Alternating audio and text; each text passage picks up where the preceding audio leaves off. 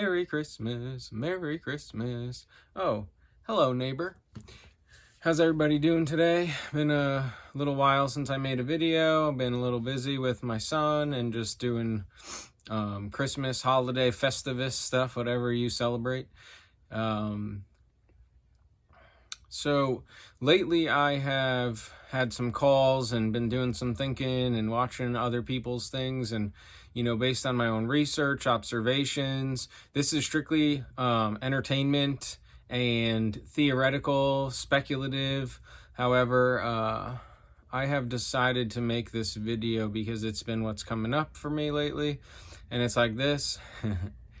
I have come to the conclusion multiple times in my life, and again more recently, this has been really what's been poking at me or in the forefront is, or the message I've been receiving, is that there really is nothing more important than self-mastery, self-actualization, self-realization.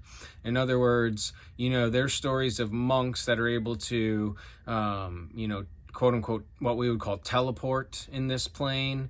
There are, in this realm, in this dimension, in this reality, there are stories of monks in the Himalayas that wear nothing but a loincloth, and that's because they're able to fully control their body's temperature.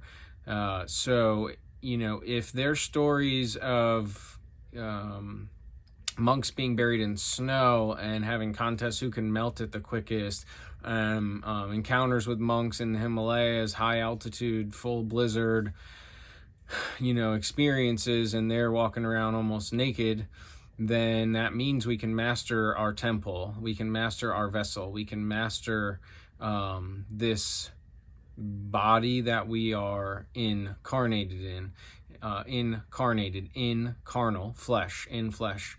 So our soul, our spirit is within this body currently, and if we can self-master, then we can, in theory, fly, which there's stories of levitation, monks levitating and being able to move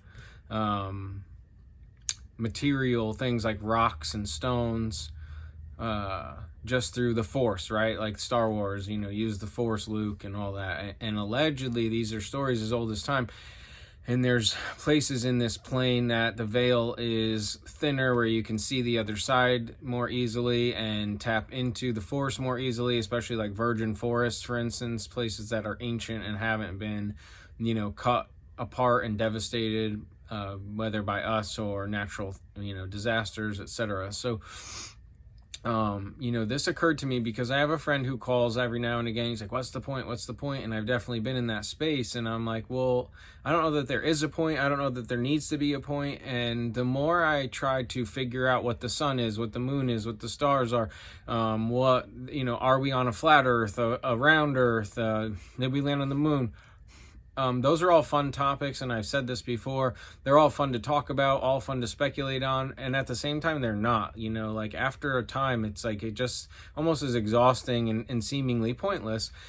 And so then it's recently been occurring to me, watching people being up in arms about, different topics, the president, the shape of the earth. Again, it's just like keeps coming back for me to, well, this is really just all distractions from self-mastery. And when we can have control of ourselves, then we have proven we don't need, government control, government mind control. If we cannot control our own mind, then we do need that. And right to the point of we might need some people to be in cells because they don't have self-control. They're literally acting like children and just tantrums. And the older and stronger you get, male or female, the more damage and you can do here, the more danger you can cause for people. Excuse me. So when we show self-control, when we display restraint, when we live in forgiveness and overcome the lower self, the material plane, or not even overcome, learn to incorporate and utilize these realities, even our shadow side, right? We're not supposed to neglect or ignore our shadow side. We're supposed to learn to use it as a tool. Again, self-mastery is wholeness, whole energy. It's the mastery, it's the binding, the bonding of the material and the ethereal, the celestial and the terrestrial.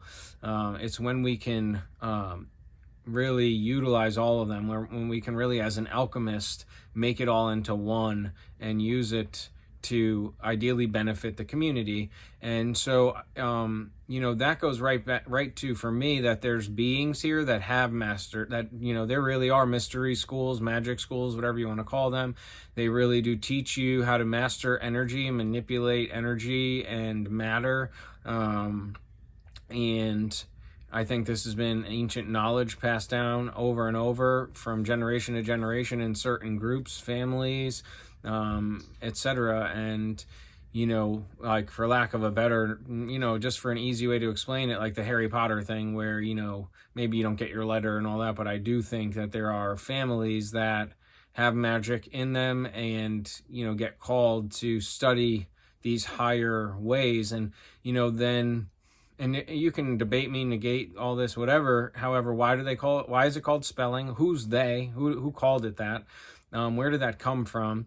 Hollywood was allegedly what the Druids, they would use the wood of the holly tree to make their wands, literally make wands. And, that would explain Stonehenge and a lot of these structures would easily, like, I don't know if you've ever heard of the Coral Castle, which is literally a modern day structure built in not too long ago in the grand scheme.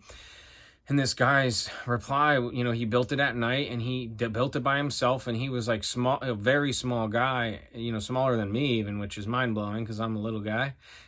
It's amazing that this guy built it, and his answer was always the same. He knew the secret of the pyramids. So is that frequency, vibration, or you're literally utilizing magic? And I think there's dark wizards, black magic wizards that use that for their own personal gain of power. And, I think we're in an all-out spiritual war. I think a lot of people are becoming more and more people are becoming aware of that. And are you on the side of the Jedis or the Empire, And if it wasn't a story of as old as time, then how come there's so many of these archetypal symbolic stories right into our modern day of Harry Potter? Why do they keep recreating these stories? It comes from inside. And if, inside out, if the law of the inside would be displayed outside, then when we structure and organize our inner self, then you would see that in a reflection outside of you based on how the environment you've created for yourself. And so, I was somebody who always, had things in their places and didn't live. Not that there's something wrong with chaos. Chaos actually can bring about amazing stuff. There's nothing wrong in anything necessarily. That's like a loaded statement, of course. But in a sense, there's nothing wrong with anything. You could always, like the alchemist, the philosopher's stone, to me, that part of that at least means that, philosopher meaning you can, use logic to share a perspective, right? So I can change my whole story and turn that story, that perspective, into gold, like somebody leaving you or somebody, your mom not being there for you, or your dad not being in your life, or, somebody passing away, or whatever. It could all be transmuted, alchemized into gold. I don't know if that's a word, alchemized. Anyways, alchemicalized. We are to be alchemists. We are to be as Jesus was. Again, it says that in the Bible. And you can think these things are satanic or whatever you want to think. However, even in the mystic Jewish traditions, they, don't allow people to start studying the Kabbalah, which is their form of mysticism, aka magic, till you're 40, because you haven't gained emotional control over self, over mind.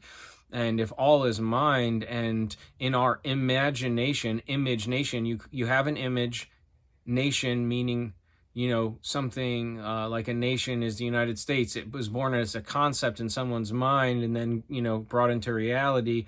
And now it's considered a group of people that share that image, in a sense, or that culture. And so as an alchemist, we are able to imagine something in our imagination, and then through writing, through spelling, through speaking, through action, we bring forth that into reality. And that is what people talk about with manifestation and so on. So if you keep focusing on something, whether it's something you don't want or something you do, it will ultimately occur eventually, one way or the other, generally speaking, especially how much emotion, how much heart you put into that. We manifest through the heart, not the mind. It's the thought, the image is birthed in the mind, probably, maybe, and then we use mind power. However, ultimately, you have to live as if it already happened. In other words, feel the feeling you're looking for. If you want freedom, feel what freedom feels like. If you want money, what you really want is the feeling you get from having lots of money. And when you focus on that, whether it's money or something else, it will occur to give you that feeling. You just keep focusing on it and creating it in your mind and in your heart. So why would they call it Hollywood? Why would they call it spelling they meaning it seems like the wizards, sorcerers, etc. And some are white wizards and some are black magic wizards, white magic, black magic, in the sense of white magic being, you're utilizing it for the community. Black magic, you're utilizing it for yourself. Voldemort versus Harry Potter, Darth Vader versus Luke, or Yoda for a better actually example.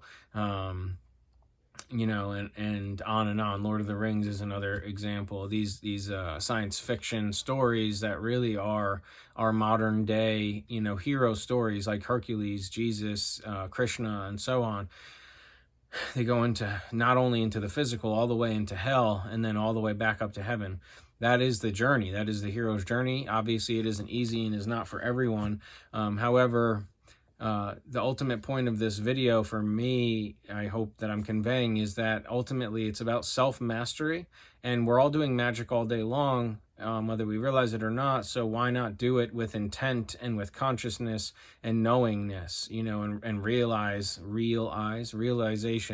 So with your real eye, your inner mind, know what you're doing, know what your intentions are, know what your image is that you're doing your best to create here. Be clear about that, like vision boards and stuff, and learn to self-master. That means yoga, that means Tai Chi, that means exercise, that means experiencing, all kinds of different experiences, even, maybe sinning type things. I wouldn't have come to a lot of the conclusions I have if it wasn't for the experiences I went through, like smoking weed. I got to the conclusion based on smoking a lot of weed that it was, although it taught me a lot, it was keeping me from other stuff, right? So sex, why did I come to the idea of monogamy? Look at other animals that are supposedly, less conscious than us. Dolphins, wolves, penguins, they stay monogamous. So, to say we can't is nuts. Of course we can choose to have sex with everybody. It's a very empty dopamine, type high, type fix, type reality, and it's ups and downs real fast, as opposed to the serotonin high of the long term, of being in a long-term deep committed relationship, male, female, etc., marriage, whatever. That's where our, some of our greatest growth can happen. So, to me, it is about self-mastery and doing whatever that takes. And now you get into these rabbit holes that lead to the dark, and, we eventually come out of them. Did you actually answer any questions? Did you actually learn anything? Maybe you learned that you're being lied to. Okay, if you didn't know that, well, I don't have a lot of hope for you in this lifetime. However, I do feel that reincarnation is real, that ascension is real, and that, we can have these out-of-body experiences. However, I do also think that we can, keep this body in theory, like in a sense, and raise our frequency to a space where we can actually come in and out of the physical realm and never die, eternal life, like Jesus showed us to do. So you can believe that or not. I don't need to debate about this. Again, this is for entertainment, speculative, theoretical. I can't prove any of this. It's just a lot of my experiences and observations and awareness has led to that. Any other conversation other than self-mastery and how we can use all that we're experiencing for self-mastery to become like these, for instance, these monks that are able to melt snow with their basically naked bodies in the middle of a snowstorm. That's the level I'm doing my best to get to. I don't think that anything else is really more relevant than that. I don't see how the shape of the earth or how, talking about somebody else in any way, or worrying about things in general is going to debating about things. I don't see how that's really conducive to self-mastery. Now, it could be. I could, maybe it is. For me, where I'm at in my life, all I want to focus on is how I can get higher vibration, higher level, help heal others, heal while simultaneously continuing on my healing journey. I've been through a lot of things, so I have a lot to offer and a lot of experience in healing, self-healing, and healing others. Helping people to come back from, what they call cancer and stuff like that. Again, not medical or legal advice, just these are real experiences I've been through, so I can help with a lot of different things and guide people to their back home, which is their heart, their inner self, their soul self. That is, and I'm continuously doing my best to master that more and more and learn more and more about that. So I hope this video reaches you. I hope you see what I'm saying, whether you agree or not. That's your journey. I just don't see how anything really matters other than self-mastery. I don't see how there could be any other purpose. I don't see how any other debate, what's right and wrong, what's real, what's not real, what is reality. I don't know if any of that really matters. This place seems to be a school ground for self-mastery, and from what I can tell. And so for me, that's what I'll be focusing on: mindfulness, meditation, prayer, yoga, breathing, and so on. So when you can master your breath, you're mastering consciousness. That's why so many different schools go right back to breath, breath, breath. It's always breath, and it's something I've had struggled with, something I really can continue to work on. I don't even know if most people realize they have breathing trouble, So, yeah, self-mastery, self-actualization, self-realization seems to be the only thing that really is what matters. So whatever you're doing, as long as you're doing it with the mindset that this is helping to get to know thyself, and to master thyself, and to, hypothalamus, your temperature regulator, you could be able to turn up the heat, turn down the heat at your will, utilizing your mind. What could be greater than that? What could offer more security than that? You fall in love with yourself, not in a narcissistic way, not in a vain way, not with the external. You fall in love with your true self, your high self, the Jesus self, the God self, that's within everyone, the divine within you, the true spark of consciousness. So, yeah, I hope this helps, and I hope that you got something out of this. I love you. Know thyself, be kind, be loving, be compassionate, grant grace and forgiveness and love, and let's really make this a great love story. If things are so rough here, then and we all feel that way, then let's try to do our best to ease the burden of our brothers and sisters, of ourselves, and at the end of the day, nobody can get you. At the end of the day, being the fool and just walking around loving and caring and kind, how's that going to hurt you?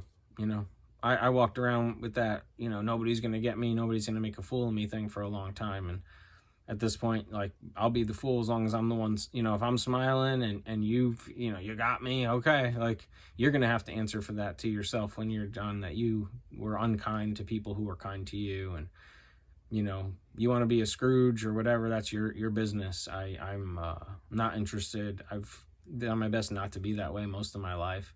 And, I had a friend tell me I'm never going to succeed in business because, I have too much integrity and too much honor, and I'm not willing to bow to, okay. I don't think that's true. However, if that is the case, I will die in honor on my feet. I will stand on my principles, stand on my square, and I will keep on going. Hope you do too. thelivingmysterychurch.org. Hit the like button, maybe the subscribe button if you're interested. Book a call. Love to talk with you. Give a donation if you can. And either way, if you don't mind, go to my website, throw down a donation if you get anything out of this, because I could use it, as could any of us at this time, right? So, if you like what I'm doing and you want to see it keep going and growing, please support and in any way you can. And again, I'd love to talk with you. So I love you. Have a great day. Thank you.